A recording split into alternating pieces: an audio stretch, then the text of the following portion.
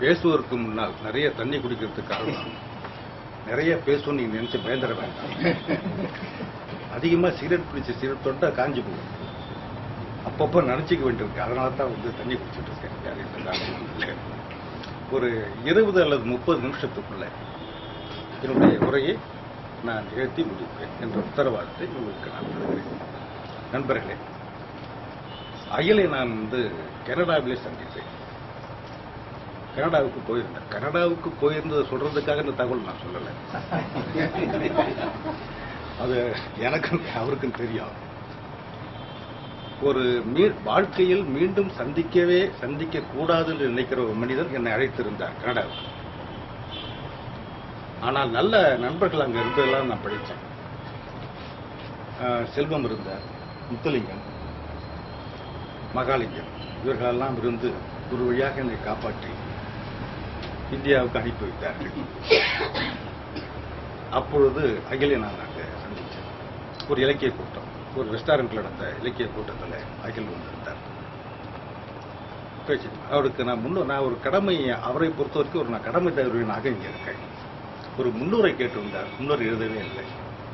பல நல்ல காரியங்களை இப்படித்தான் நான் எடுத்துக் கொள்கிறேன். எழுத முடியவில்லை. ஒரு கட்டுரையாக உயிரெழுத்தலில் அவரை பற்றி எழுதலாம் இருக்கிறேன். தொடர்ந்து உயிரெழுத்தில் எழுதிட்டு இருக்கேன். அதை இந்த மாதம் அவருக்காக ஒதுக்கப்பட்டிருக்கிறது. நல்ல நண்பர்களே, அகிலுடைய கதைகளுடைய பொதுத்தன்மையும் முக்கிய தன்மையும் அது குறித்து கொஞ்சம் உரையாடலாம். 3 விஷயங்கள் இந்த சிறுகதைகள் மூலமாக 3 சாகைகள் அல்லது 3 பிரிவுகளை, 3 உள்ளடக்கங்களை அல்லது 3 உள் அழுத்தங்களை அகில் கதையிலே நாம் பார்க்க முடியும். ஒன்று,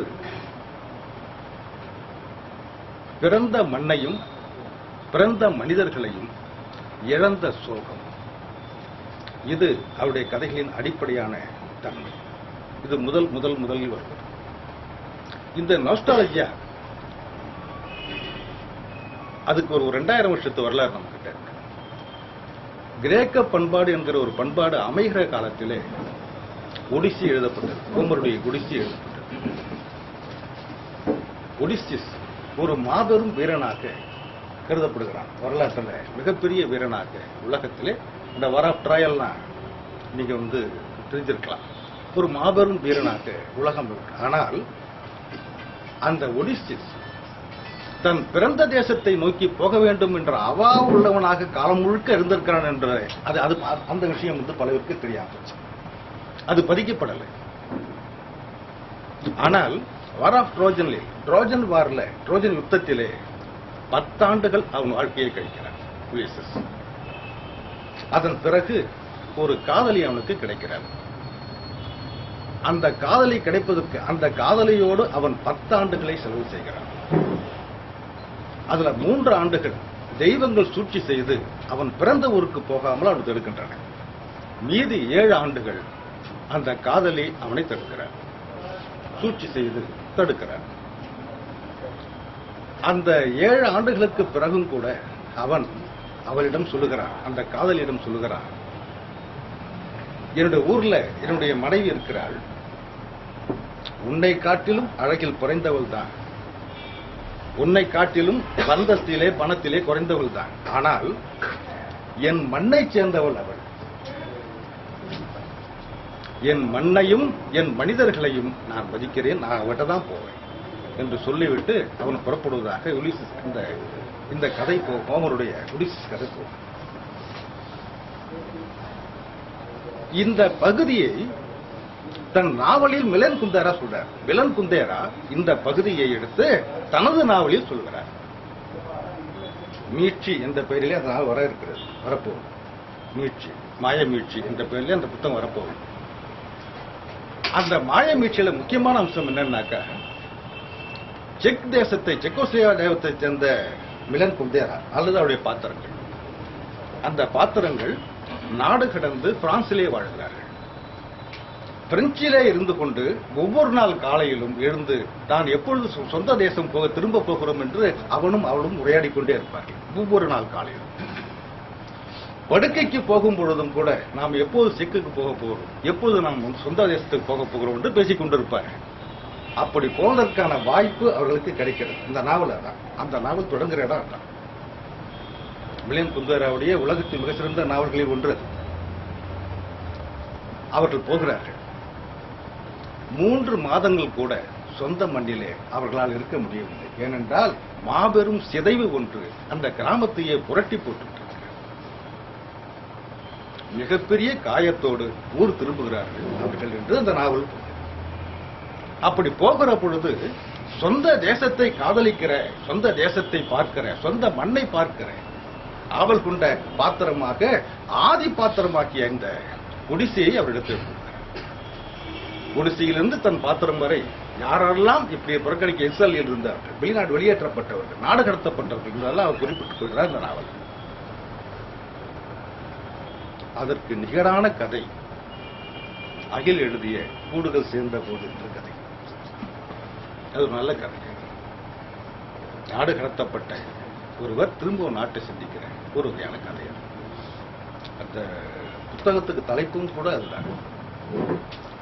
அகிலுடைய முக்கியமான அம்சமாக நான் கருதுவது, கதையை சொல்லிக் கொண்டு போகிற காலத்தில் அதே நேரத்தில் கதையோடு சம்பந்தப்பட்ட ஒரு இயற்கை பின்புலத்தை உருவாக்குவது என்பது மிக முக்கியமான பகுதியாக நான்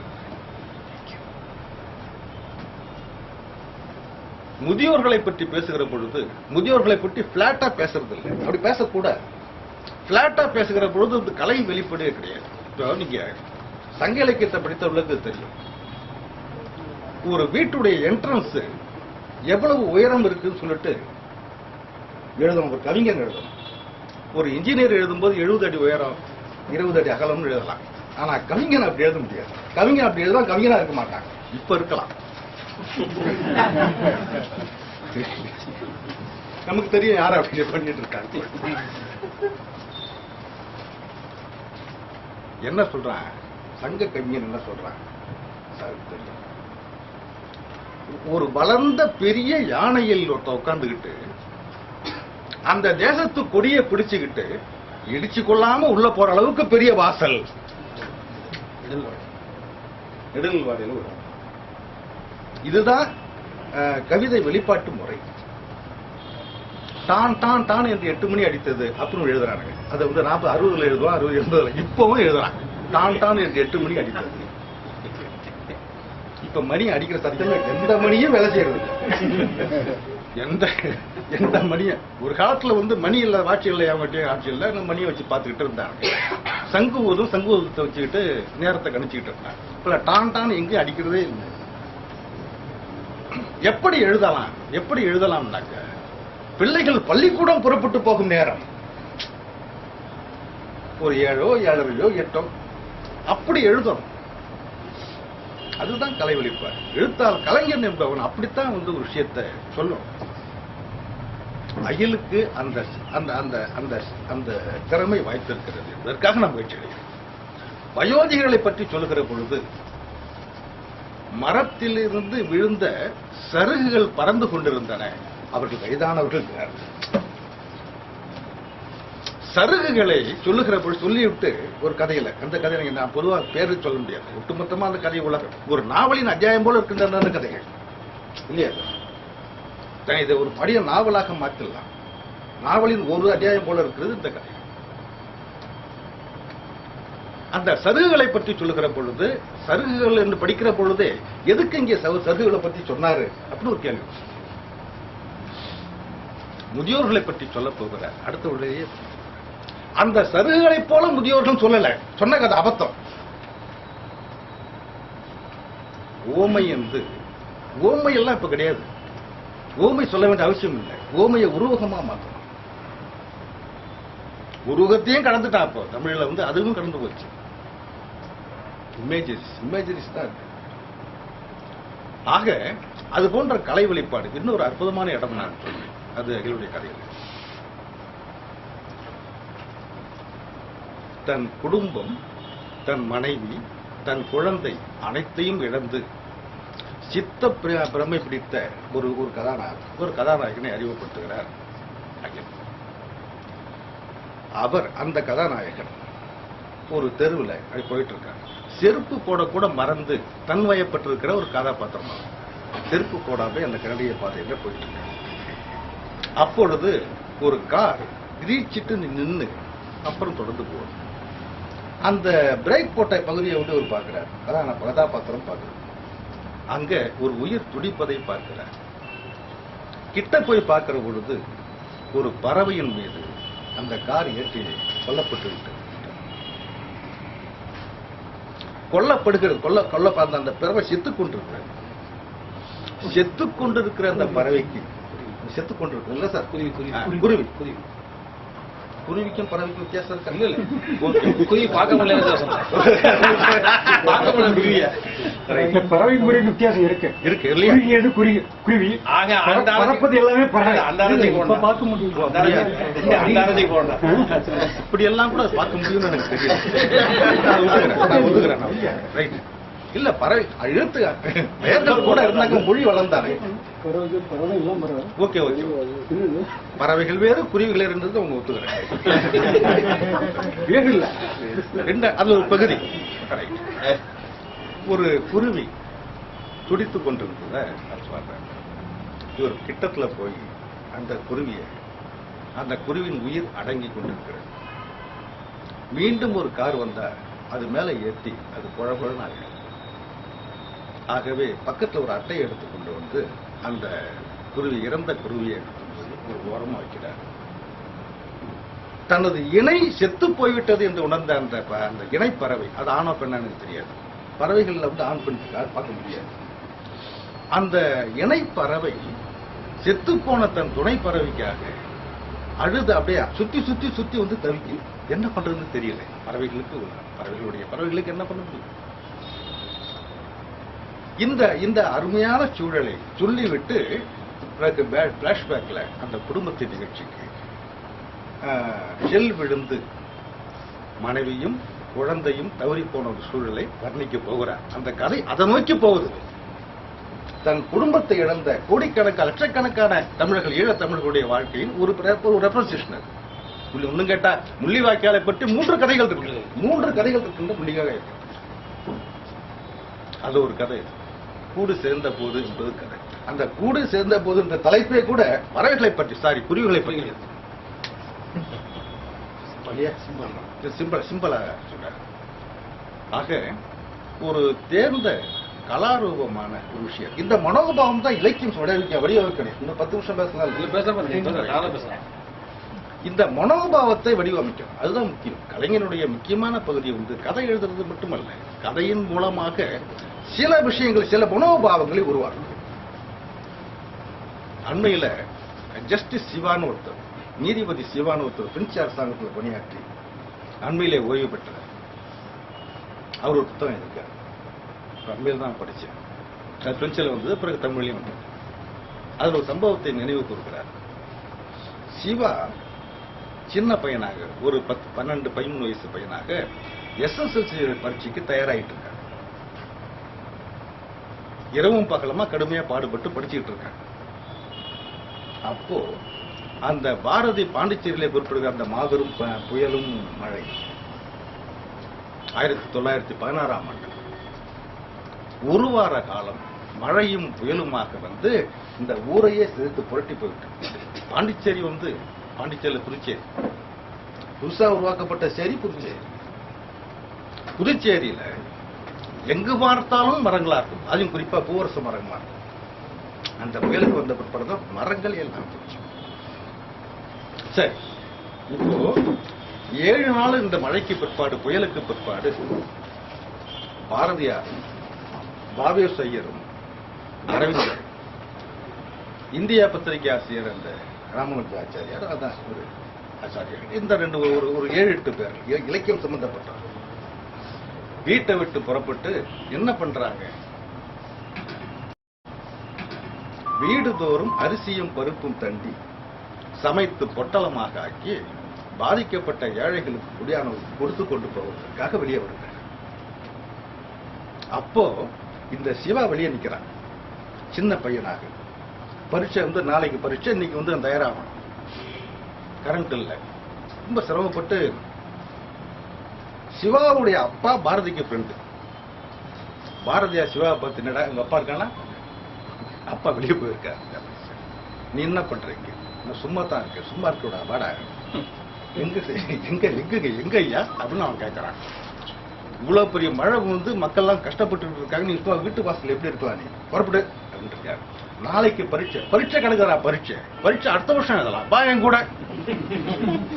என்ன துரதிஷ்டம்னா அவன் அடுத்த வருஷம் தான் எழுதிருக்கான். எழுத முடியல. வா, அது இப்போ ஜஸ்டிஸ் சிவா எழுதுகிறார் அந்த பகுதியில். முக்கியமான நம்ம புத்தகம், அதை உங்களோட வர வச்சு வைக்கலாம். நான் ஏற்பாடு பண்ணுறேன். அவர் எழுதுறாரு, ஒரு ஆண்டு நான் SSLC பரீட்சையில் தவறிட்டேன். ஆனால் பாரதியோடு சேர்ந்து அந்த பணியாற்றிய அந்த பேர் அனுபவம் இருக்கு.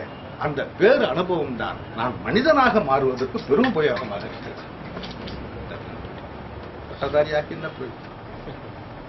ஆக இது போன்ற மனோபாவங்களை உருவாக்குவது. இந்த மனோபாவங்களை உருவாக்குவதற்கு தான் இலக்கியம். மண்ணின் மீதும் மக்களின் மீதும் அவருக்குள்ள அந்த பேரவா ஒரு பகுதி என்று சொன்னேன். மனிதர்களை குறித்த சித்திரங்கள் இரண்டாவது பகுதி. மனிதர்களை பற்றி கேரக்டரைசேஷன், அது ஒரு முக்கியமான விஷயம். நாம் மோசமானவர்கள் என்று நினைக்கிற மனிதர்களை அவர்கள் மோசமானவர்கள் இல்லை, அவர்கள் மனிதர்கள் என்று சொல்வதற்கு இலக்கியம் பயன்படுது. இங்க நல்லா கவனிக்கணும், அவர்கள் நல்ல மனிதர்கள் சொல்வதற்கு அல்ல. நல்லது கெட்டது நமக்கு பிரச்சனையே இல்லை. அது நீதிபதிகளின் வேலை அல்லது போலீஸ்காரன் வேலை. நமக்கு மனிதர்கள் தான் பிரச்சனை. ஒரு கதை சொல்றேன். இப்ப அதுக்கு பிற்பாடு அகிலுடைய கதை. ஒரு சமூகத்தில் மோசமான பெண்மணி என்று கருதப்படுகிற ஒரு வீட்டுக்கு ஒரு பையன் போறான். மோசமான பெண்மணி பல காரணங்கள். அவர் நாடக நடிகையாகவும் இருக்கிறார். அந்த பெண்மணி வீட்டுக்கு ஒரு பையன் உள்ள போறார். கதவு தட்டு உள்ள போயிட்டு கதவு சார் யாரும் வந்துடக்கூடாது. உள்ள அவர்கள் இருக்கிற பொழுது வெளியே கதவு தட்டப்படுகிற ஓசை கேட்டு அந்த பையன் பயந்து போய் அங்க சமையல் அறையில் வந்து பாத்ரூம்ல போய் ஒழிஞ்சுக்கிறான். இந்த பெண் கதவு திறக்கிறார். வெளியே நிற்பவள் உள்ளே இருக்கனுடைய மனைவி. உள்ள இருக்கனுடைய மனைவி வெளியே நிற்கிறார். இந்த பொண்ணை பார்த்து சொல்ற, அந்த நாயை வெளியே அனுப்பு. இந்த நாய் உங்களுக்கு தெரியும், புருஷ நாய் தான். அந்த நாயை வெளியே அனுப்பு.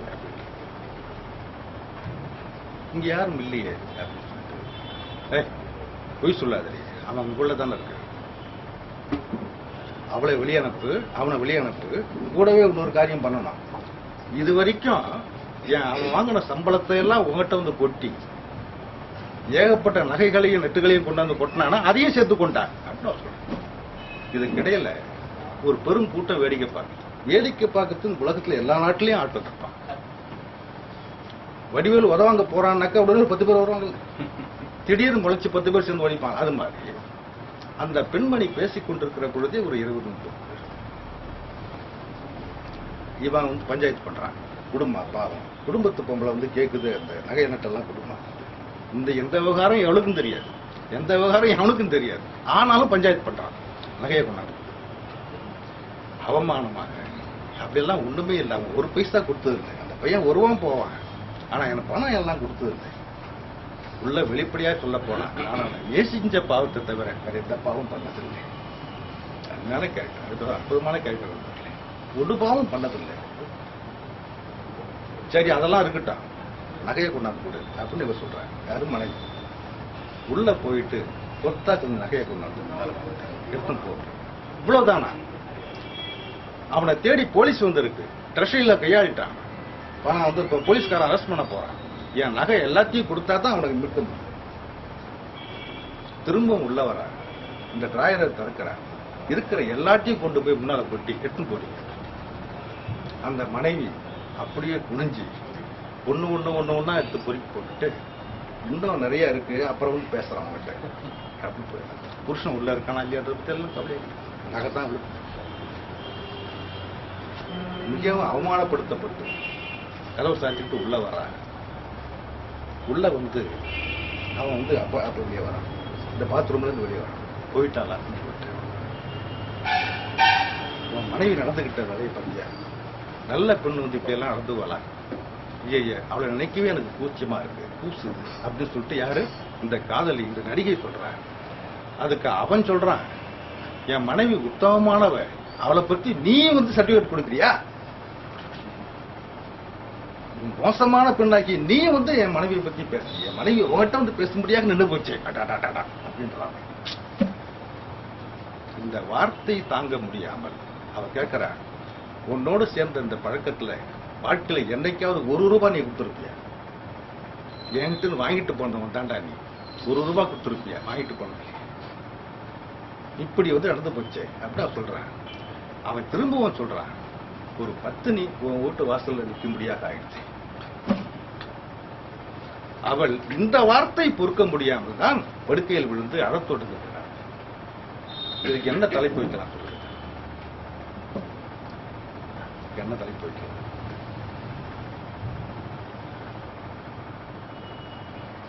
இப்படி அவன் வச்ச தலைப்பு என்னன்னாக்கா நடிகை.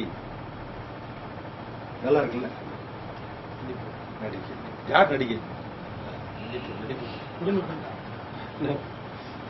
ஆக ஏற்கனவே சமூகம் வந்து நிறுவிருக்கிற சில விஷயங்கள் இருக்கு பாருங்க, நல்லது கெட்டது உயர்வு தாழ்வு அடுத்து, அதெல்லாம் இல்லை. அதுக்கு மேல மனித மானுடம்னு ஒண்ணு இருக்கு, மனிதம்னு ஒண்ணு இருக்கு. அப்படி நிறுவனத்துல அகிலுடைய பல கதைகளில் நீங்க அதை பார்க்கலாம். இந்த மிக மிக சாதாரண மிக மிக ஒடுக்கப்பட்ட மிக விளிம்பு நிலை மனிதர்கள் மாதிரி சில பேர் இருக்காங்க. குடிச்சிட்டு ஓரத்துல விழுந்து கிடப்பான், அவனை கொண்டாந்து குளிப்பாட்டி கொண்டாந்து ஒரு இரவு அவனுக்கு சோறு போட்டு வச்சிருந்து அவன் பொறுப்பை எடுத்துக் கொள்ளலாம் என்று நினைக்கிற கதாபாத்திரம் நினைக்கான். ஆனா இரவுக்கு இரவே எழுந்திருச்சு அவன் லெட்டர் வச்சுட்டு போயிடுவான். நேற்று இரவு நீ வந்து என்னை குளிப்பாட்டி சட்டம் மாட்டி சோறு போட்டு என்னை காப்பாத்தின, உன்னை போன்ற அழகான குடும்பத்தை நான் சிதைக்க விரும்பல, உனக்கு தொந்தரவு கொடுக்க விரும்பல, நான் வரேன். இப்படி ஒரு 7-8 கேரக்டர்ஸ் இப்படி வித்தியாசமான மனித முகங்களை இலக்கியம் காட்டும். இது 2வது. 3வது அவருடைய தன்மைகளுடைய அவருடைய கதைகளின் நேரடித்தன்மை. அது ஒரு முக்கியமான விஷயமாக எனக்கு நேரடித்தன்மை. நேரடியாக பேசுகின்ற இந்த டெக்னிக்கலான விஷயமும் இல்லை, ஆனால் டெக்னிக்கலாக முயற்சி செய்ய வேண்டும். நேரடி கதை சொல்றது முறை இருக்கு பாருங்க, நேரடி கதை சொல்லும் மரபு இப்போது மாறிக்கொண்டிருக்கிறது. நேர்கதையை காட்டிலும் பலவிதமான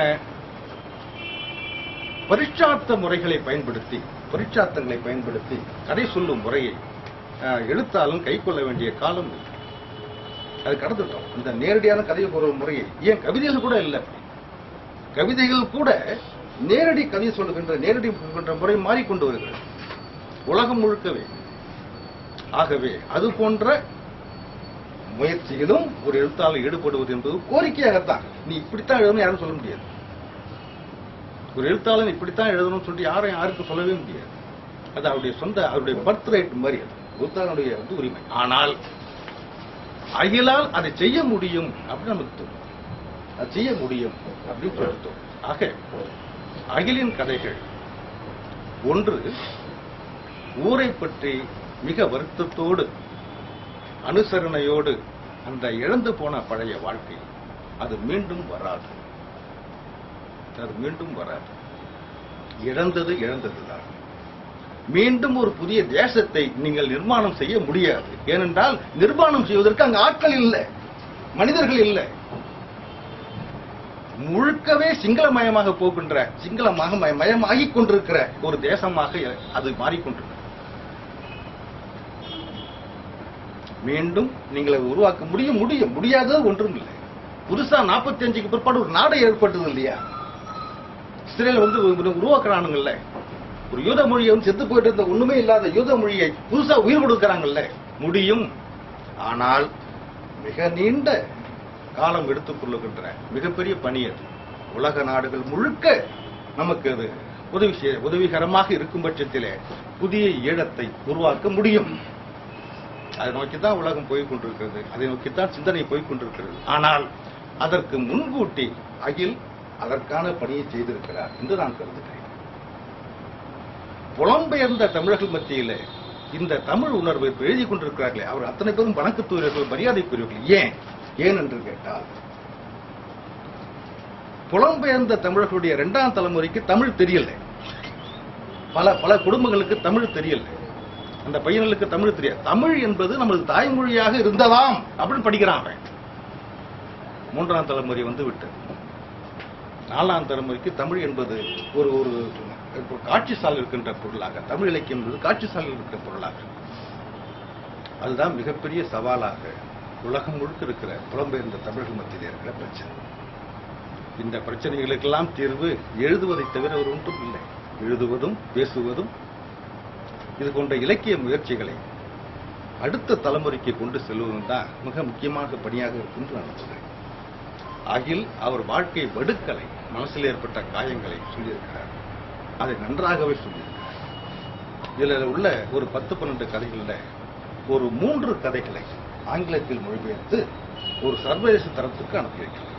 கதைகளாக அனுப்பி வைக்கக்கூடும். அதில் ஒன்று இந்த கூடுகள் சேர்ந்த போது ஒரு அருமையான கதை. எந்த சர்வதேச கதைக்கும் நிகராக பக்கத்தில் இருக்கக்கூடிய தகுதியான கதையை அவர் எழுதியிருக்கிறார். ஒரு தொகுதியில் ஒரு நுட்பம் நான் உங்களுக்கு ஒரு நுட்பத்தை, ஒரு தொகுதியில் 3 நல்ல கதைகள் இருந்தாலே அந்த தொகுதி நிற்கும். அந்த தொகுதி நிற்கும். புதுவப்பித்தனுக்கு அதுதான் உண்மை. புதுவப்பித்தனுடைய எல்லா கதையும் வந்து சிறப்பாக தராது. புதுவப்பித்தன் எல்லா கதையும் ஜெயிக்கவும் இல்லை. இன்னும் கேட்டால் புதுவப்பித்தனின் கதை வெற்றிகளை காட்டிலும் பூப்பா ராஜகோபாலின் கதை வெற்றிகள் அதிகம். ரெண்டுமே படிச்சவங்களுக்கு தான் தெரியும். ரெண்டுத்தையும் சேர்ந்து படிச்சவங்களுக்கு தெரியும். ஆனால் புதுவப்பித்தனின் தோல்வி மகத்தான தோல்வி, சாதாரண தோல்வி இல்லை. அது மகத்தான தோல்வி. மகத்தான விஷயங்களை எடுத்துக்கொண்டு தோக்குறார். காணாசு சொல்லுவாரு, மிக சிறந்த நாவலை எழுத முயற்சித்து தோத்து போனாக்க அந்த நாவல் நிற்கும். மிக சிறந்த என்ற பட்டம் இருக்காரு, நாவல் நிற்கும். அதனால அகிலுடைய முயற்சி கலாபூர்வமாக முயற்சியாக 3-4 சிறுகதைகள் முழுமையாக வந்திருக்கிற தொகுதியாக இந்த தொகுதி நிற்கும் என்று சொல்லி தொடர்ந்து அகில் முயற்சிக்கணும். சோர்வு ஏற்படக்கூடிய சூழல் இப்ப தமிழ்நாட்டில் இல்லை. சோர்வு ஏற்படுத்தக்கூடிய சூழல் நாங்க சந்திச்சு நாங்க வந்துட்டோம். எங்கள் தலைமுறையோடு இந்த சோர்வு எடுத்துக்கிறோம். இப்போ சோர்வு ஏற்படுத்துவதற்கான சூழல்கள் வெவ்வேறு தகையில் உங்களுக்கு போகும். அதை பத்தி கவலை இல்லை. ஒரு எழுத்தாளன் தான் எழுத்தாளன் என்பதை நிறுவிவிட்டால் அதன் பிற்பாடு அவன் வளர்ச்சியை யார் தவிர முடியாது. நீங்கள் நிறுவிவிட்டீர்கள். உங்களுடைய அடுத்த கட்டத்து பயணம் ரொம்ப சுலபமா இருக்கும். இனி உங்க புத்தகத்தை போடுவதற்கு பல பதிப்பங்கள் உருவாகும். ராயல்டி கொடுப்பானா நீங்க என்ன கேட்கக்கூடாது. கேட்கறாங்க, ராயல்டி கேட்கறாங்க. ராயல்டி கேட்கறாங்க. இவர் கொடுக்கணும். ஆமா, இவர் கொடுக்கணும். எனக்கு தெரிஞ்சு இப்பதான் போன வாரம் ஒருத்த காலமாயிட்டார். சுவிட்சர்லாந்து சேர்ந்தவர். அவருடைய புத்தகம் ஒண்ணு வந்திருக்கு தமிழ்நாட்டில். சும்மா சின்ன புத்தகம். 1.5 லட்சம் ரூபாய் வாங்கியிருக்காரு பதிப்பாளர். வருத்தமாக இருக்கிறது. தமிழர்கள் நினைத்தால் வருத்தமாக இருக்கிறது. வெளிநாட்டில் இருந்து பார்த்தால் அவமானமாக இருக்கிறது. வேற வழி இல்லை. ஆனால் அந்த நிலைமையெல்லாம் இப்ப உங்களுக்கு இல்லை. அதை நீங்க கடந்து விட்டீர்கள். இப்ப அகிலுடைய புத்தகத்தை போடுவதற்கு பதிப்பகங்கள் தயாராக இருக்கும். இந்த நேரத்தில் நீங்க ஜாக்கிரதையா இருக்கு. குறைவா எழுதணும். எழுத வேண்டும் என்று சொல்லி மனப்பூர்வமாக எழுத வாழ்த்தி மீண்டும் சந்திப்போம். மீண்டும் அவருடைய புத்தகத்தோடு நம்ம உரையாடுவோம் என்று சொல்லி வாய்ப்புக்கு நன்றி கூறி விடைபெறுகிறேன்.